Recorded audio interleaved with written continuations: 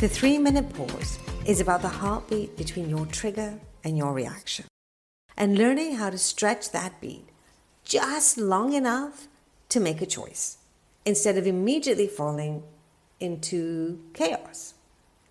Imagine a life where you meet your relationships, your work, and your world with calm, presence, and clarity. A world where your nervous system isn't constantly threatening to lie down on the floor like a kid having a tantrum in the supermarket aisle. If that sounds nice, and also suspiciously unrealistic, you're in the right place. Each episode is here to help you build emotional resilience from the inside out. Not in the peaceful moments you post on Instagram, but in the real ones, like when your kid screams at you in frequencies only dogs understand. Or when your boss WhatsApps you, quick question at 4:59 p.m., and your nervous system decides it's time to resign. This isn't just a podcast. It's a practice, a place to talk about the real stuff, the grounding moments, the messy moments, and the funny ones that somehow keep us human. Because learning to pause for 3 minutes won't rewrite history, but it will change how you meet it. And honestly, that's the point. We've all said it or dramatically whispered it under our breath. I want you to want to. Ah, yes. The unspoken national anthem of relationships everywhere. It's the sentence we toss out when what we really mean is something we don't actually say out loud. But it sits there, quietly hoping to be understood. And guys, I know you're tempted to treat this like a woman's thing. It's not. You feel it too. You just disguise it with something like, it'd be nice if someone appreciated what I do around here. But the sentiment is identical. In this episode, I'm going to show you how to meet that fear in the moment it shows up. Not to get rid of it, not to fix it, but to acknowledge it. So you can come back to yourself without needing anyone else to make it okay. I'm Maniza, your host of the 3-minute pause. I've spent my whole life learning how to stay with what's real. I've sat with my own nervous system when it was trembling, when emotions felt too loud, and when life stopped making sense.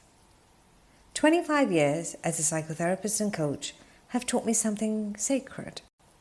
That every person I've ever worked with has been one of my teachers. Through this podcast, I honor their lived experience and yours in return. Each week, we examine how dysregulation shows up, sometimes center stage, sometimes lurking in the shadows, but always insisting on being the main character. You'll learn how to listen to what your body is trying to say, so you can show up fully in your life, feeling the hard feelings and living at the same time. The patterns of our childhood follow us all until we learn to let go.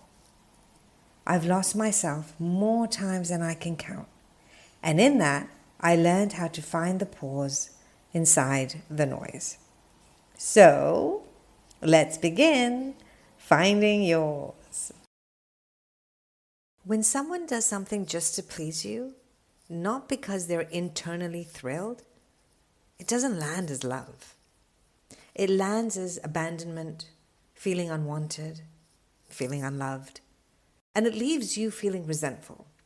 And if you're good at acting, you can hide it well. And we start spinning this narrative. If you loved me, you'd want to.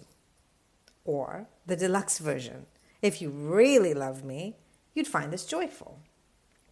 Because there's this idea that loving someone means saving them from the things they hate doing as an expression of love.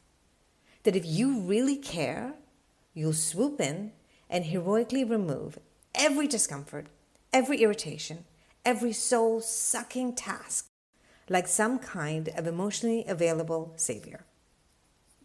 But that version of love isn't actually connection. It's rescuing. And rescuing isn't healthy because it turns ordinary chores into weird emotional measures of whether you're loved or not. One of those very chores where this plays out most aggressively in the arena of my life is the dishwasher. Oh, the dishwasher. I don't enjoy unloading it. But like every other menial task that keeps a household upright, I do it. My husband, he's great. He'll unload it to quote unquote help me. And that's precisely when my eye starts twitching. Because I don't want him to help me. I want him to want to do it. I want him to look at that dishwasher and think, ah, yes, a shared home, a shared life, a shared responsibility. But when he does it, my brain goes straight into the narrative of, great, I'm alone with the dishes forever. I'm fully aware this is irrational, but it is also 100% true in the moment. And yes, it sounds ridiculous. It's just the dishwasher. Except it's not. When we are feeling alone, it becomes a fast-track ticket to dysregulation. Truly, it's not about the dishwasher. But somewhere in my nervous system, love still looks like a knight in shining armor, swooping in to help carry my feelings, as if emotions were something you could hand off, like a bag that's gotten too heavy. And this is usually the moment where I catch myself mid-spiral and I think, wow, I have really escalated. Because 5 minutes ago, this was about plates. Now, I'm emotionally 7 years old, standing in the kitchen, convinced I'm fundamentally unlovable because of cutlery. And when I zoom out far enough to see that, when I actually pause, instead of prosecuting him in my head, something clicks. I don't actually need him to be thrilled about unloading the dishwasher. I need him to participate. And I need me to stop using his level of enthusiasm as a measure on whether or not I matter.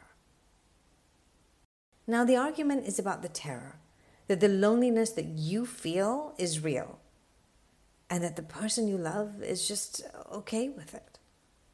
And that idea that the person you love is fine with you being in pain makes this sting that much more. But here's the plot twist. Your loved one cannot fix your fear of being alone, nor can they save us. Not with chore participation, not with enthusiasm about cutlery, not with anything, really. Their job is not to heal the panic echoing from your nervous system. That pain is yours to heal. So when I sit with that lonely feeling, instead of outsourcing it, the story loses its grip. The dishwasher turns back into an appliance, and shockingly, tragically, the dishwasher is not qualified for that job. Now, it's not a symbol of my emotional abandonment. It's not a sign of emotional neglect. Just a household task. My husband turns back into a human, and I stop auditioning for the role of woman who is alone with the dishes forever. He unloads it. Whether he's thrilled or not becomes irrelevant, because I'm no longer outsourcing my sense of safety to whether someone else finds joy in rinsing spoons. I exhale. No one has to be rescued. The truth is, when I demand that someone enjoy a task in order for me to feel safe, I'm not asking for love. Love isn't about saving another.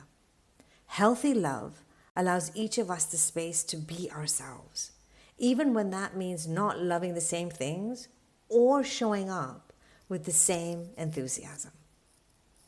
So this week, your challenge is simple, annoying, and deeply important. Meet your fear of being alone by simply acknowledging it's there. Don't sprint away from it. even though you desperately want to. Pause and say, "Hello, I see you," no matter how many times it shows up. Because once you sit with the real emotion, the dishwasher loses its supernatural emotional powers. And suddenly, you're not fighting about plates. You're reconnecting with yourself and carrying your own stuff. Thank you for choosing to be here with me today. If this episode spoke to you, follow the 3-minute pause wherever you listen and leave a short review so we can reach others who are learning to pause too. When you can, go gently. And if you can't go gently, at least go hydrated. And when you're ready to go deeper, together we can bring this work to life through reflections, practices, and conversations.